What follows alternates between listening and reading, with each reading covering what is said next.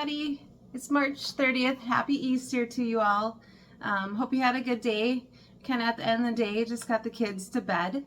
And I wanted to shoot the second part of our how to grow dahlia seedlings.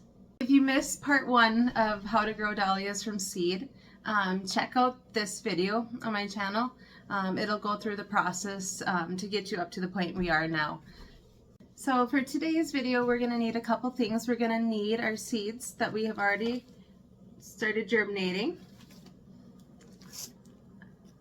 We're going to need a tray. This is a 38 cell tray. You could use really anything you have. I've used 72 cell trays.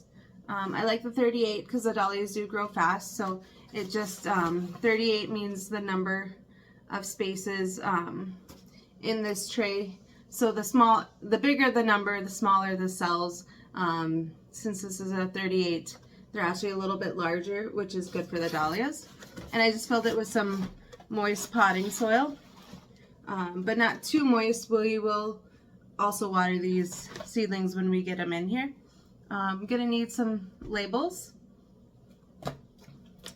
Sharpie or waterproof marker, and that's all we need to get started. So we have our seedlings that we had germinated in our paper towels, in our bags.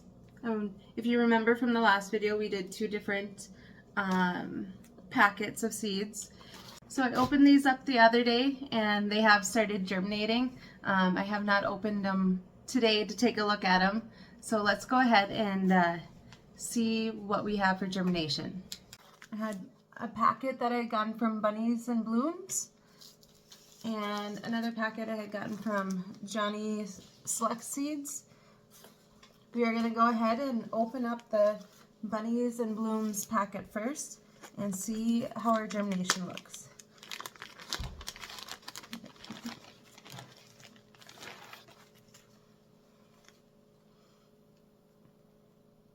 Wow.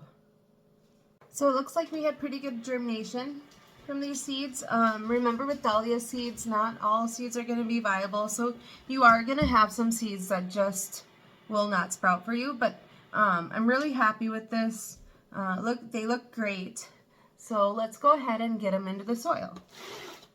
So we are just I'm gonna move this to the side here. And I actually like to take one of my labeling tags and take one out of this pack. I got these tags from Temu, so if you're looking for some plant labels, they had a good buy on these. Go ahead and use one of these tags to actually make a hole in the soil. That way I can stick these roots down, and we're going to want to make it pretty deep because, as you can see, I'm going to show you this. Some of these have pretty long roots on them,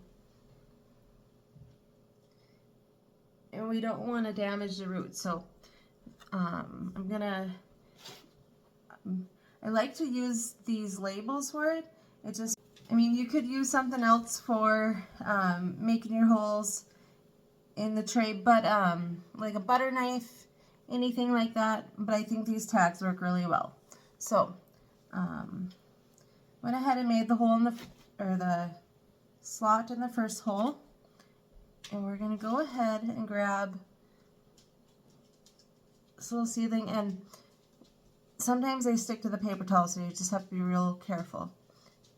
This one has a extremely long root on it, so we're going to make sure that that hole is quite far down, and we're going to slip them in.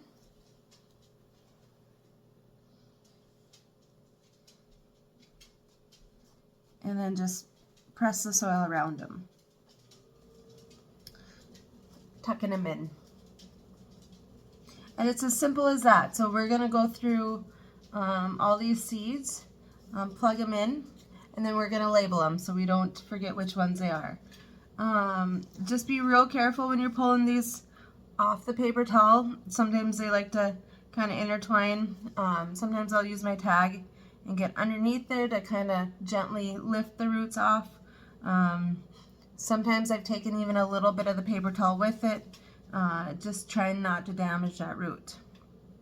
I really like to get them at this state, if you can see this, where it just has a tiny little tail sticking out and the seed casing still on it, because they're easy to stick in the soil that way. And then they'll press that seed casing will come off as the plant grows. Let's go ahead, get that guy in there.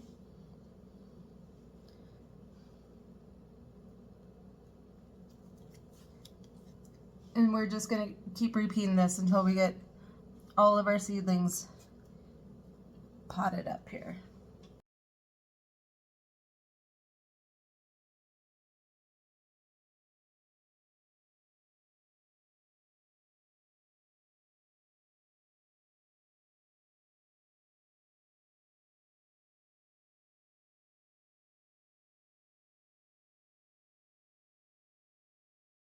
Okay, now that we got those seedlings potted up, you can see I still have a few seeds left on my napkin here.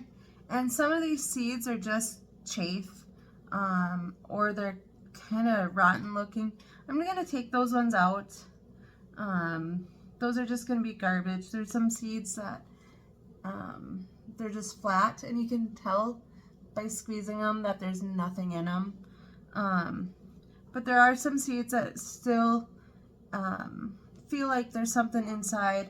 And if you want to, you can leave those seeds in your napkin. Just fold them back up, put them in the plastic bag, and you can check them in a day or two and see if anything more has germinated. So I'm going to do that with these because there are a few here that might possibly sprout for me.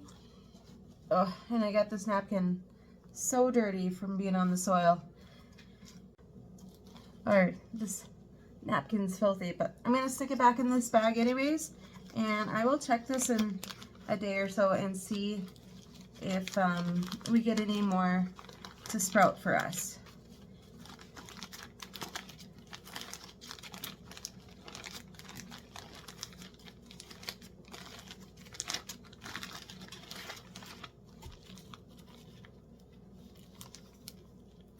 So now before I move on to the next pack of seeds, I'm going to go ahead and label each cell so I don't forget what varieties these are. So I'm going to take my tag. I'm going to do the date that I put them in the tray, so 3/30. And I'm going to put bunnies and blooms, so that's where the seeds came from. And just putting that down so I know where these seeds came from. So here we are, our finished tray of dahlia seedlings. I'm so excited to see what kind of flowers I get off of these this summer. So I hope you found this method to be really simple. I feel like it's a really foolproof method, works really well for the dahlias. And I'm going to be trying this with some of my other flowers too. I'm going to start some zinnia seeds that I had gotten from Floret, and they were some spendier seeds, so I don't want to just direct seed them into the garden. I'm going to start them in trays first. So I will, I'm going to try this method out on those. So I'm going to put a humidity dome over these, stick them under my grow lights, dogs in the background, and I'll probably keep the humidity domes I have a little vent on them.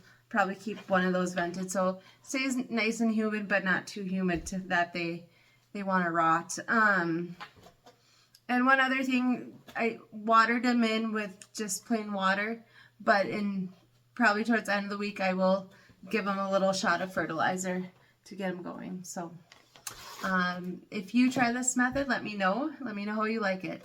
Thank you. Bye. Now I just have 30 more trays like this to do.